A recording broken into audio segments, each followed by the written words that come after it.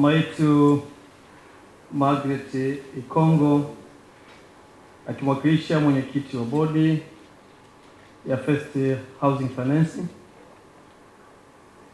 dada yetu Upendo, mkurugenzi wa kitengo cha miliki Wizara ya Ardhi, Nyumba na Maendeleo ya Makazi. Natambua uwepo wa mtendaji mkuu wa First Housing Financing, ndugu yangu Amorike Kamwela. Natambua uwepo wa dada yetu Kamba akimwakilisha Gavana wa Benki Kuu. Nashukuru sana. Natambua uwepo wa ndugu yangu David ukimwakilisha mtendaji mkuu wa mamlaka masoko ya mitaji na dhamana. Nashukuru sana. Mwakilishi wa ndugu Peter Alitolela, mtendaji mkuu wa soko la Isa Dar es Salaam, kakaangu Nyalali kama sijakosea. Asante. Mtendaji mkuu wa Benki SMB, nashukuru sana.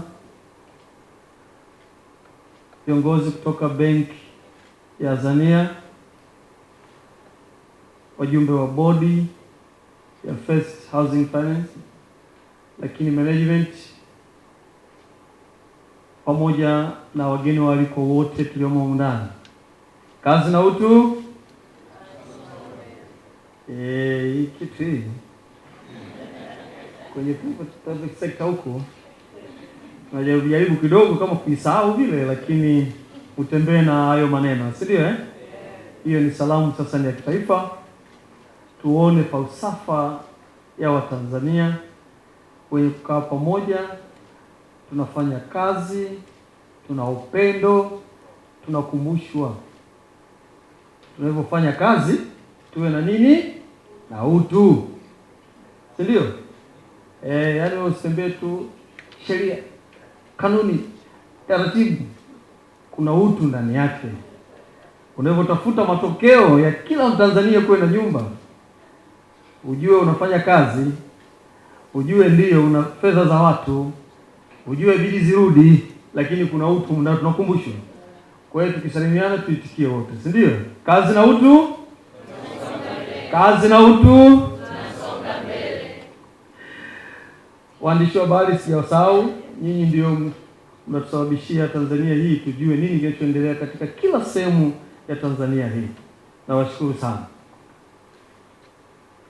Awali ya yote, kwa umoja wetu naomba tuungane kumshukuru Mwenyezi Mungu mwingi wa rehema kwa kutujalia afya njema asubuhi ya leo na kutuwezesha kukutana katika ukumbi huu na kushiriki katika tukio hili muhimu linalogusa moja kwa moja ajenda ya maendeleo ya kijamii na kiuchumi kwa taifa letu. Vile vile napenda kutumia fursa hii kuipongeza sana bodi ya wakurugenzi, lakini pia management ya First Housing Finance. Kwa kweli huu ni ubunifu mkubwa sana.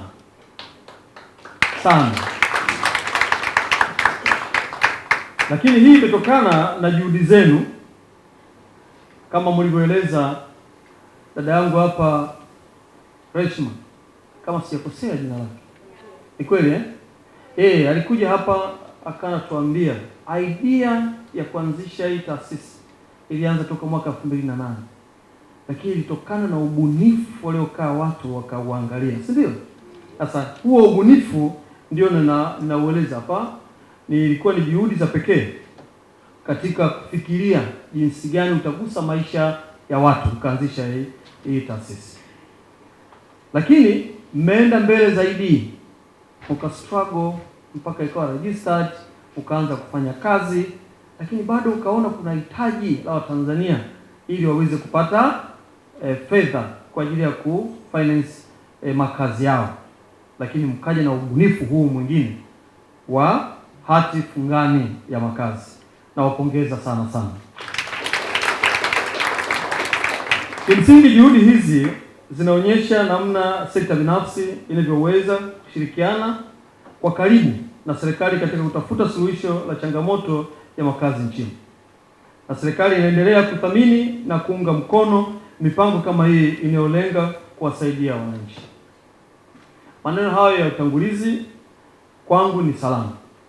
Na salamu hizi naomba tu niwaambieni, zimetoka kwa Daktari Leonard Akwilapo, Waziri wa Ardhi, Nyumba na Maendeleo ya Makazi. Ndiyo nyie mlimwalika kuwa mgeni rasmi hapa. Akaniambia nenda katoe salamu hizi na kasoma hotuba hii kwa niaba yangu. Kwa hiyo nimekuja hapa ni mgeni rasmi, lakini ninayemwakilisha Waziri wa Ardhi, Nyumba na Maendeleo ya Makazi. Kwa hiyo ukiniona ninasoma ujue ni maneno ya Daktari Leonard Akwilapo. Lakini ukiniona tunasimama hivi bila kusoma ujue hayo ya kwangu. Si ndio Basi. Kwa hiyo hizo ni salamu, anawasalimia sana sana sana na amewashukuru sana. Kwanza kwa kuthamini kwa kuna waziri ambaye anasimamia sekta hii ya ardhi, nyumba na maendeleo ya makazi, na nyinyi mmegusa kwenye eneo la maendeleo ya makazi na nyumba, na ameona kuwa juhudi zenu zinakwenda kutekeleza sera ambayo yeye anasimamia kwa niaba ya Mheshimiwa Rais. Ninashukuru sana sana. Ndugu mwenyekiti ambaye leo ni mwakilishi wa mwenyekiti wa bodi, naomba tu niwajibishe kuwa serikali ya Jamhuri ya Muungano wa Tanzania, hasa awamu ya 6 chini ya Daktari Samia Suluhu Hassan, Rais wa Jamhuri ya Muungano wa Tanzania, imeendelea kuweka mkazo katika kuhakikisha Watanzania wanapata makazi bora, salama na gharama nafuu.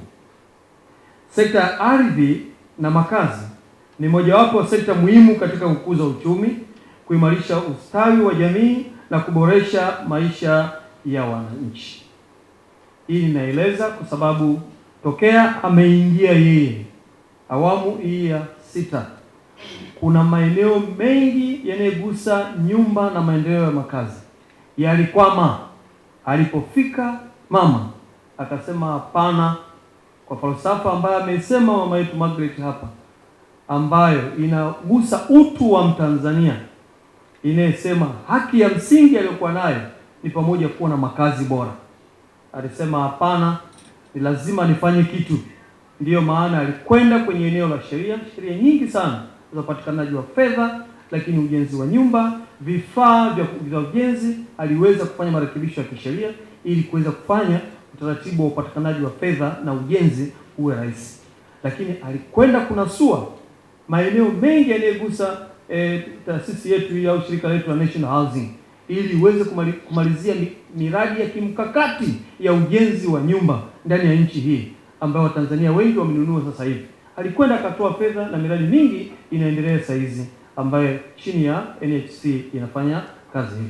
Kwa hiyo ndio maana ninasema kwa kipindi hiki cha awamu ya 6, Daktari Samia Suluhu Hassan amekwenda kugusa sekta hii hususan kwa wananchi kwa kusisitiza lazima tuwe na nyumba zinazolenga kupata watu hawa wa kawaida, ndio ambayo nyumba za ujenzi wa gharama nafuu. Ndio hii ndio maana ninalisema. Lakini lengo kubwa alikuwa na nia sekta hii ardhi na makazi iwe ni moja kati ya sekta muhimu katika kukuza uchumi, kuimarisha ustawi wa jamii na kuboresha maisha ya wananchi. Ndugu mwenyekiti, kwa mujibu wa matokeo ya sensa ya watu na makazi ya mwaka 2022 ambayo ilitangazwa na Daktari Samia Suluhu Hassan tarehe 27 mwezi wa 10, na wakumbusha tu kuwa kasi ya ukuaji wa miji nchini hapa inakuwa kwa 4.8 kwa mwaka ukuaji.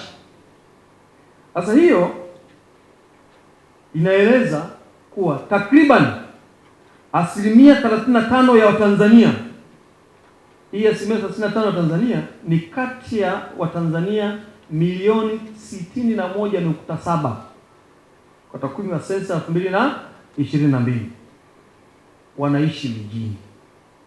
Na ndio maana miji inafanya nini? Inakuwa kwa kasi sana. Sasa ukuaji huo unaleta matokeo mengine. Mwelekeo huo wa ukuaji unaendelea kuongezeka na umechangia kuwepo kwa upungufu wa nyumba unaokadiria kufikia takriban nyumba milioni 3 kitaifa. Aidha, mahitaji mapya ya nyumba yanaongezeka kwa wastani, na sasa hivi kila mwaka mahitaji ya nyumba yanakaribia wastani 390,981. Hayo ndio mahitaji. Ili hali uwezo wa taasisi zetu za ndani kujenga nyumba za makazi ni mdogo ukilinganishwa na mahitaji halisi. Ndiyo maana sasa ukiangalia kwa ukubwa wake tunahitaji zaidi ya milioni 3, na kwa mwaka ni 390,981.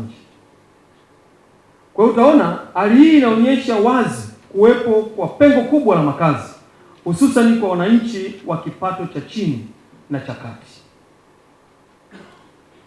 Ndugu mwenyekiti, changamoto hizi zinatokana na sababu mbalimbali, zikiwemo upatikanaji mdogo wa mitaji ya muda mrefu na ya gharama nafuu kwa wawekezaji wa miradi ya makazi na wanunuzi wa nyumba ambazo zingekwenda kutatua changamoto hii. Lakini pia kuna gharama kubwa ya ujenzi, upungufu wa ardhi. Upungufu wa ardhi hapa, ningekuwa na data kwenye simu yangu pale, ningewakumbusha kitu. Sensa ya kwanza ilifanyika mwaka 1967. Watanzania takriban tulikuwa kama milioni 11.9 hivi. Tanzania hapa kuna square mita za mraba 947,300 kilomita za mraba. Ukiangalia mtu mmoja kwa kipindi hicho alikuwa na uwezo kumiliki hekta 7.4 kwa kipindi hicho. Mwaka unaofuata baada ya miaka 10 na kitu hivi, ilikuwa ni mwaka 2012 nadhani au 2002,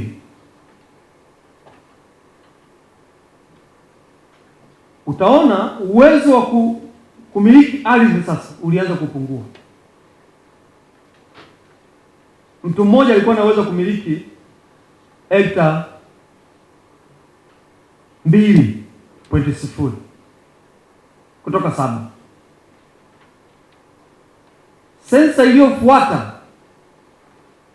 mtu mmoja alikuwa anaweza kumiliki chini ya 2, ilikuwa 1 ambayo sensa inayozungumzia ni ya 2022. Mwaka 2050 kwa projection ya ongezeko la watu, ili kuongeza uwezo wa kutoa mikopo ya nyumba kwa wananchi. Mimi naishukuru sana mamlaka mitaji na dhamana, kwa sababu umekuja hapa, nilikuwa nawaza vitu vingi sana. Hivi First Housing Finance wana garanti gani kwa fedha ambazo zinachangishwa hapa?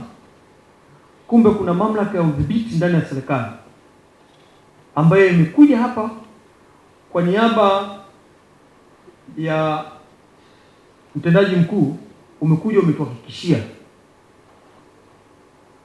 taasisi hii ya First Housing Financing imefuata taratibu zote, imekizi vigezo, na nyinyi mmewathibitisha mkasema nyinyi mna uwezo wa kufanya hivyo kisheria. Hela za wananchi zitakuwa salama. Na hili ni neno ambalo ningeweza kuwaambia Watanzania wote wanaisikia sasa na ambao watasikia baadaye, kuwa hela yenu ukija kuwekeza hapa iko salama. mkono wa serikali upo, na uzuri Dar es Salaam Stock Exchange wako hapa, wamethibitisha jambo hilo, na ndugu yangu mwakilishi wa BOT yuko hapa. Hao wote hao ni kwa niaba ya serikali. Naendelea kuambia, sio kama mna hofu, hapana. Hii ni kutia chachu kuwa njoni mwekeze kwenye hati fungani hii. Na bahati nzuri leo nimeambiwa kitu ambacho sikufikiria kama kitakuwa hivyo. Ndugu yangu Nyalali hapa ameeleza wawekezaji wakubwa sasa hivi ni vijana. Na wasii vijana wenzangu, hamjapotea na hamtakuwa salama kwa fedha zenu kuwekeza eneo ambalo hautumii nguvu kubwa katika kupata faida. Wekeza fedha yako hapa, ukiweka unapata 13% kwa mwaka, na kwa muda wa miaka 4 utakuwa umepata fedha nyingi zaidi. Fedha yako ya awali ikiwa salama na hela juu 13% itakuwa ni bonus yako. Kwa hiyo hapo utakuwa umepata faida kubwa bila hata kumiliki kiwanja, bila kufanya nini, bila kufanya biashara, una hata simu ya kupiga wala ni uona, lala tu nyumbani unasubiri fedha iingie. Kwa hiyo yote ni kwa sababu ya taasisi ya fedha hii inayosimamia hati fungani hizi na hawa kuweza kukuza mitaji yao. Vile vile serikali imechukua hatua ya kikodi na kifedha ili kupunguza gharama za ujenzi wa nyumba, ikiwemo kuondoa kodi ya ongezeko la thamani yani VAT kwenye nyumba za makazi zenye thamani isiyozidi shilingi milioni 50. Manake ukienda kununua nyumba yenye thamani isiyozidi milioni 50 hautaweza kulipa VAT. Hiyo ndio serikali ya Jamhuri ya Muungano wa Tanzania ya Daktari Samia Suluhu Hassan. Lakini hatua hii inalenga kuhamasisha ujenzi wa nyumba za gharama nafuu na kupunguza mzigo wa kifedha kwa wananchi wa kipato cha chini. Hatua hizi zote zinafanya Watanzania wengi zaidi, hasa wenye kipato cha chini na cha kati, wapate fursa ya kumiliki nyumba kwa gharama nafuu. Hapa ninawahimiza wanawake, vijana na makundi mbalimbali. Hii ndio fursa ya ajira, fursa ya kutengeneza kipato kupitia ujenzi wa nyumba na makazi.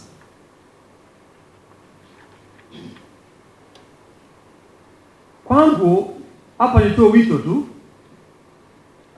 Nimeambiwa taasisi hii ya First Housing Financing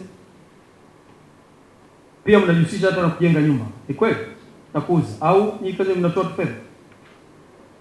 Mnatoa fedha. Sasa naomba nitumie platform hii kwa taasisi zingine ambazo zinajihusisha na eneo hili la nyumba na makazi. Wengine wanajenga nyumba na kuuza kwa wengine. Sasa wengine ambao tunataka kununua nyumba, maana yake tunakuja kwa First Housing Financing, tunachukua hela, tunaenda kununua nyumba ambayo iko tayari imefanya nini, imejengwa. Uhangaiki swala la kununua kiwanja wala kutafuta hati, kumsimamia mjenzi, sijui na pukushani nyingi za kwenda Kariakoo na maduka kwenda kununua simenti na nondo.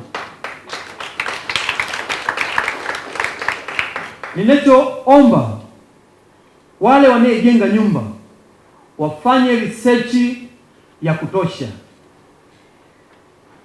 wapate kujenga nyumba ambazo zina gharama nafuu, kwa kugundua aina gani ya material ya kujengea,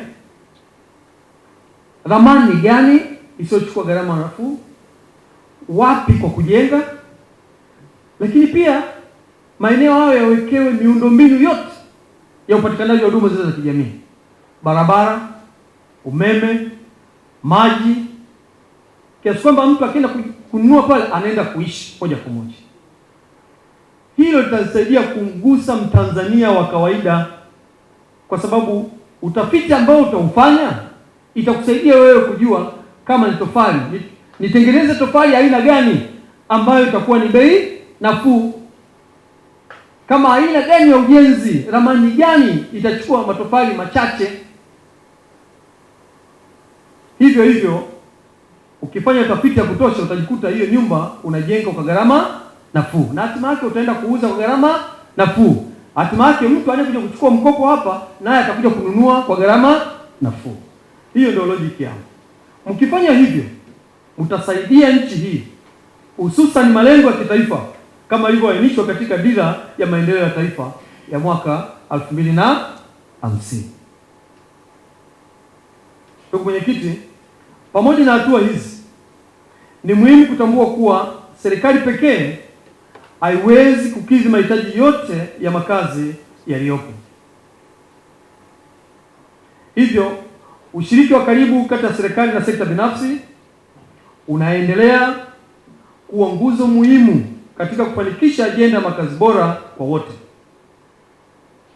Leo niko hapa kuzindua hati fungani hii. Naomba tu kwa niaba ya taasisi zingine zote za kifedha niwapongeze sana sana sana First Housing Finance.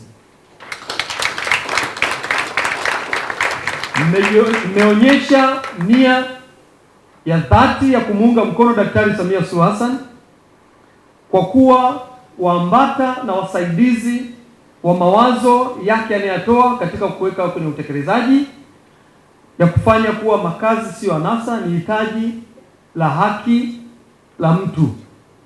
Nyie mnaenda kuitekeleza. Ninawashukuru sana sana sana. Uzinduzi wa hati fungani hii leo hii nimeambiwa ni ya shilingi bilioni 5.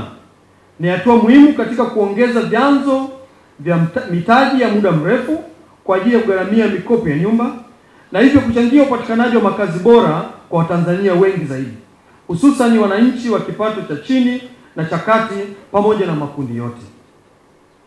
Napenda kuzitambua na kuzipongeza mamlaka zifuatazo. Kwanza, mamlaka ya masoko ya mitaji ya hati fungani ambayo nimeeleza hapa, CMCA, pamoja na soko la hisa la Dar es Salaam, DSE, Dar es Salaam Stock Exchange, kwa juhudi zenu za dhati katika kusimamia jambo hili litokee. Lakini hapa isiwasahau Stanbic. Hawa ndio wataalamu washauri waliosimamia jambo hili, kuliweka katika utaalamu, na hatima yake likapelekwa CMCA, likakubalika na DSE ikaipokea. Ninawapongeza sana. Aidha, niwaombe wadau,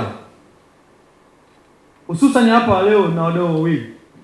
Wa kwanza, mdau mama First Housing Finance, lakini pia Azania. Bali nisikia wakati wa kurudisha inabidi lazima tupitie kwenu, si ndio?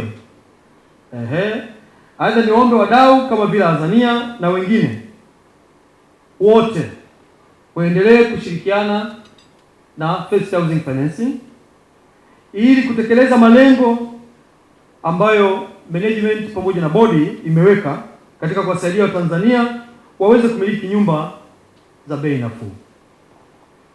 Mimi niwaahidi tu, wakati nakaa pale nilikuwa naongea hapa na mtendaji mkuu ndugu yangu Kamwela pale, tukapiga mahesabu pale na nini, nikiwekeza hii nitapata nini. Kwa kweli nimevutiwa sana. Nimevutiwa sana. Kwa sababu tu ya sehemu iliyosimama hii ningesema na ahidi nini, lakini mimi Mtanzania ambaye nimesikia jambo hili na leo nimepata nafasi ya kuja kuzindua kwa niaba ya waziri wangu, na ili kuja ofisini kwako kuwa mteja.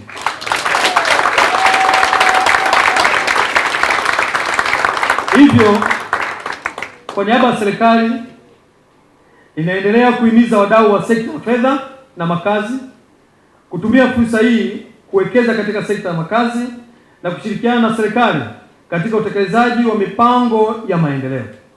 Serikali itaendelea kuboresha mazingira ya kisera na kisheria ili kuwezesha upatikanaji wa makazi bora na gharama nafuu kwa wananchi. Baada ya kusema maneno hayo mengi, watu wengine wanasema maneno mafupi, kumbe yana peji 30. Baada ya kusema maneno hayo, kwa niaba ya Mheshimiwa Daktari Leonard Akulapo, Waziri wa Ardhi, Nyumba na Maendeleo ya Makazi, napenda kutamka rasmi hati fungani ya makazi ya First Housing Finance Tanzania Limited imezinduliwa rasmi leo. Kwa majina naitwa Amulike Kamwela, mimi ni Chief Executive Officer wa First Housing Finance Tanzania Limited. Serikali na sekta binafsi katika kufanikisha malengo haya ya kitaifa. Mabibi na mabwana, leo tunazindua rasmi makazi bondi hati fungani yenye thamani ya shilingi bilioni 5 ya miaka 4 inayolipa 13% kila mwaka. Hii ni sehemu ya awamu ya kwanza ya mpango mpana wa makazi bondi program. Lengo kuu la hati fungani hii ni kukusanya rasilimali za muda mrefu zitakazowezesha utoaji wa mikopo ya nyumba kwa Watanzania wa kipato cha chini na cha kati. Huu ni mwaliko kwa wananchi wote, hasa wanawake, vijana na kaya zinazojitahidi kumiliki makazi salama. Tunawasihi kushiriki kikamilifu katika fursa hii ya kuboresha maisha yao kupitia umiliki wa nyumba. Dhamira ya First Housing Finance Tanzania Limited ni kuchangia kikamilifu katika utekelezaji wa ajenda ya kitaifa ya maendeleo ya makazi.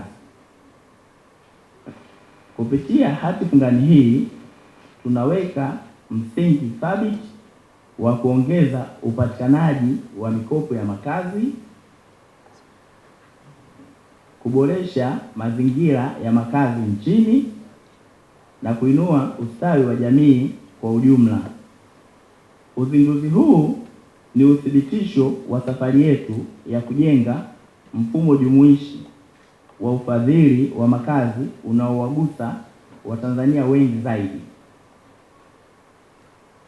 Napenda pia kutambua mchango wa washiriki wetu wa kimkakati: Stanbic Bank Tanzania, Azania Bank PLC, Zan Securities, Dentons ELC na KPMG kwa utaalamu wao, ushirikiano wa karibu na kujitoa kwao hadi hatua hii adhimu imefikiwa.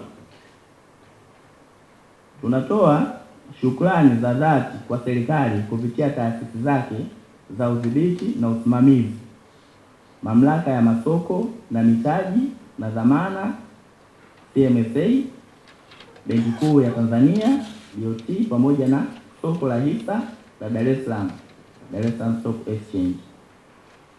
Ushirikiano na mwongozo wenu umehakikisha hati fungani na programu hii zimezingatia sheria, kanuni na viwango vya kimataifa pamoja na kitaifa. Napenda pia kutambua mchango wa washiriki wetu wa kimkakati na wataalamu walioshirikiana nasi katika hatua zote za maandalizi na utekelezaji wa hati fungani hii, wakiwemo Stanbic Bank Tanzania kama lead transaction advisor, Zan Security kama sponsoring broker, Dentons ELC kama legal advisor na KPMG kama reporting accountant na Azania Bank PLC kama receiving bank. Mchango wenu mkubwa na taaluma ya hali ya juu umefanikisha jambo hili adhimu. Mheshimiwa mgeni rasmi, uzinduzi huu si tukio la kifedha pekee, bali ni hatua ya kijamii, kiuchumi na kimkakati inayounganishwa na dhamira ya serikali, sekta binafsi na wananchi kuhakikisha kila Mtanzania anapata fursa ya kumiliki makazi salama, bora na ya kudumu. Uwekezaji katika sekta ya makazi unachochea uchumi na miundombinu ya kifedha na ya nchi inaendelea kupanuka kwa ufanisi. Hati fungani hii ni mwanzo wa kupanua huduma zetu na kufikia Watanzania wengi zaidi, tukigusa maisha yao na kuunga mkono juhudi za serikali katika kuongeza umiliki wa makazi.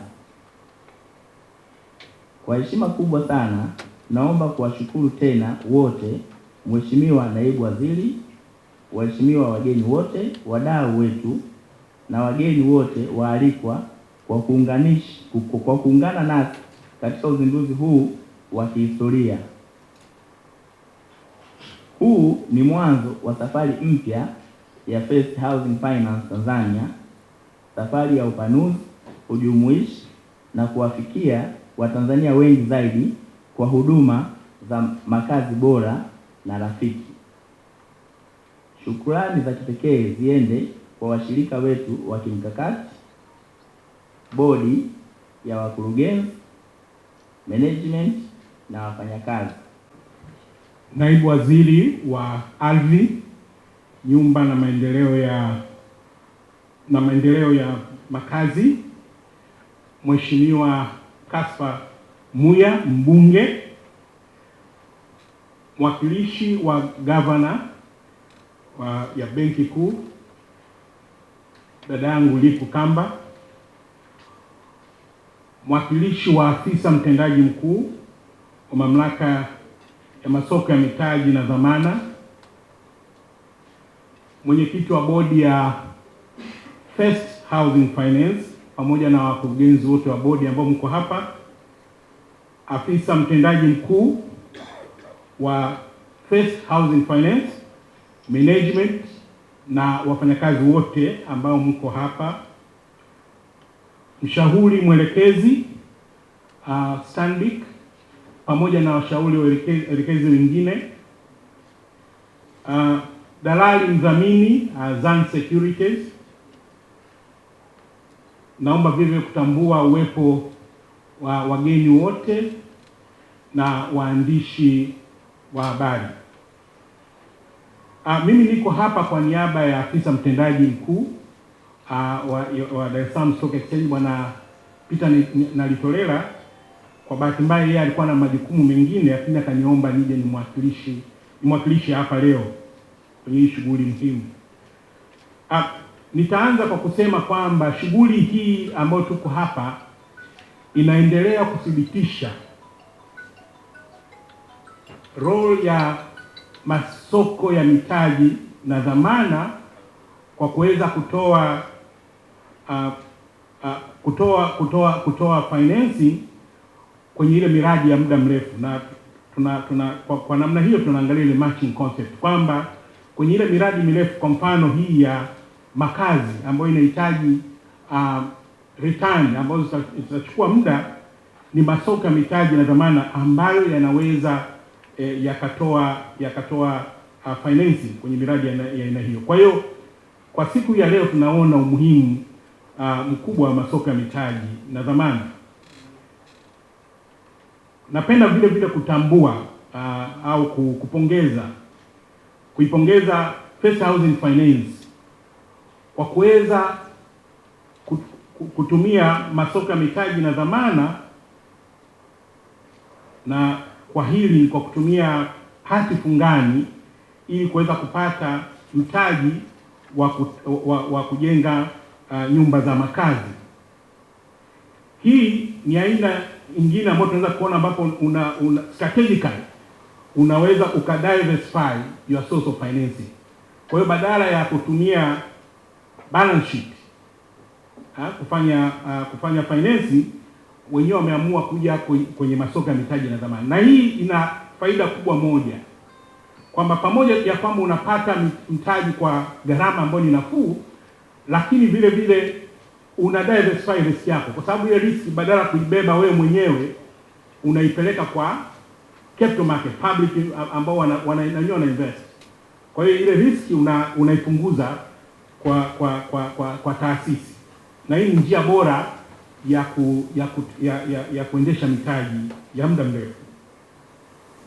Role ya DSC katika hili ina role kuu mbili. Ya kwanza ni kutoa mifumo ambayo inasaidia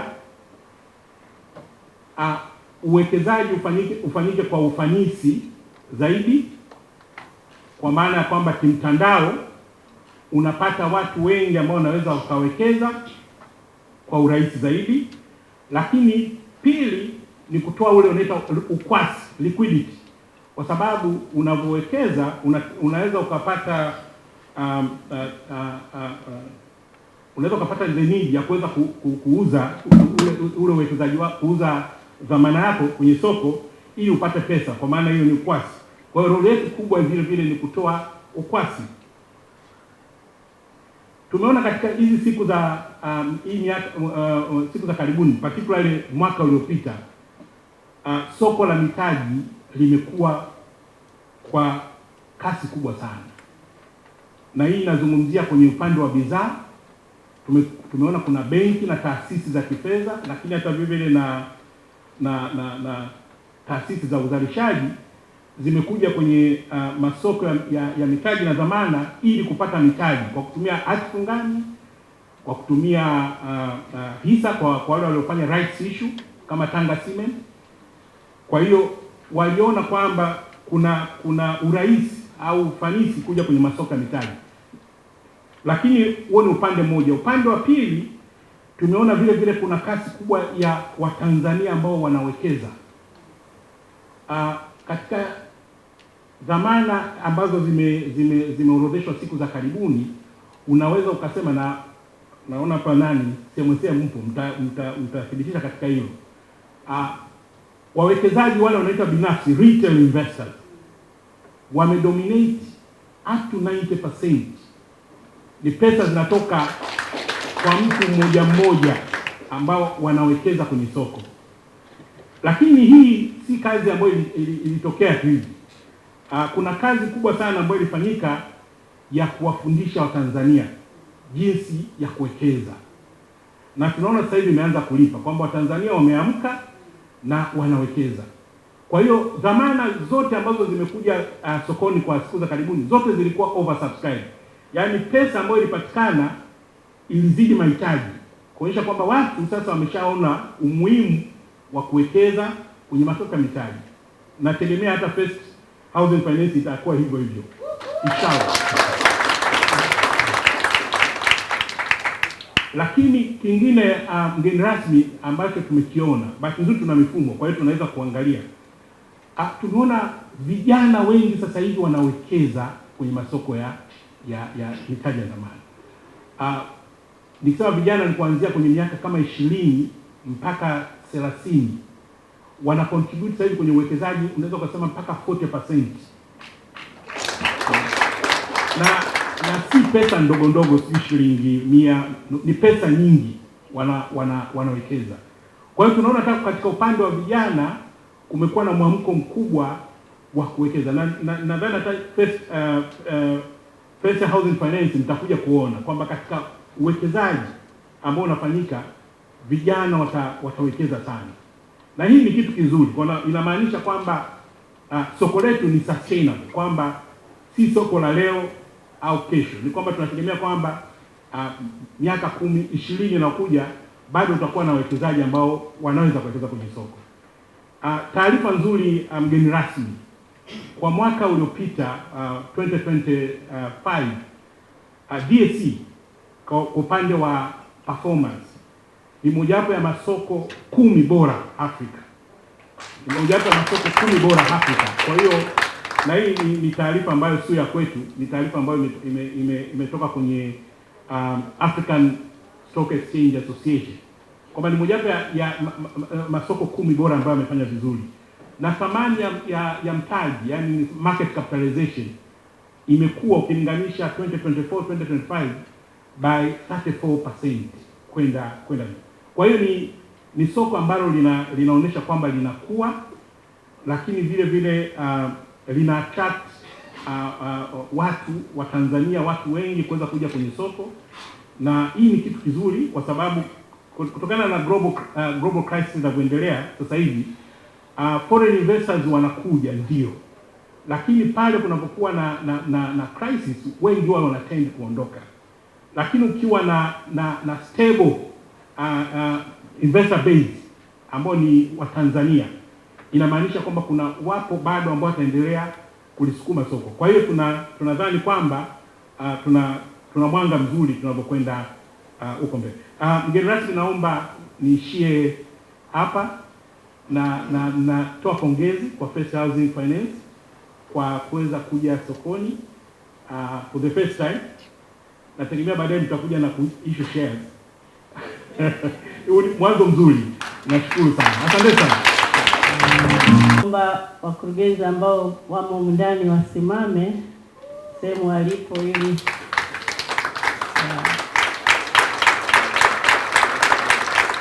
asante. Kama mlivyosikia mwanzoni, wawekezaji wetu wengine pia ni wa kutoka nje ya Tanzania. Kwa hiyo tuna baadhi ya wakurugenzi ambao hawakuweza kuwepo hapa kwa sababu tu wanatoka nje ya Tanzania. Tunawashukuru sana kukubali mwaliko wetu kuwa pamoja nasi katika uzinduzi wa Makazi Bondi, katika safari inayolenga kutoa mchango mkubwa kwenye sekta ya nyumba na makazi.